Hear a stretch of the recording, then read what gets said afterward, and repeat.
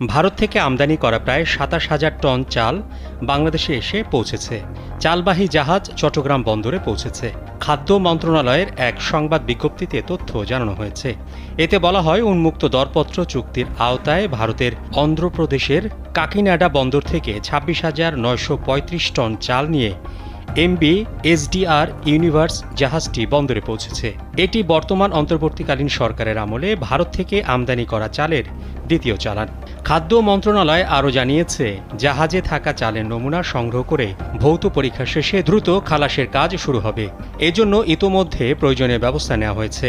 এর আগে গত ২১ নভেম্বর ভারত থেকে ৫০,০০০ টন নন বাসমতি সেদ্ধ চাল আমদানির সিদ্ধান্ত নেয় সরকার। সম্প্রতি ২০২৪-২৫ অর্থ বছরে রাষ্ট্রীয় জরুরি প্রয়োজনে ও জনস্বার্থে আন্তর্জাতিক উৎস থেকে ৬ লাখ টন চাল আমদানির অনুমোদন দেয় অর্থনৈতিক বিষয় সংক্রান্ত উপদেষ্টা পরিষদ কমিটি।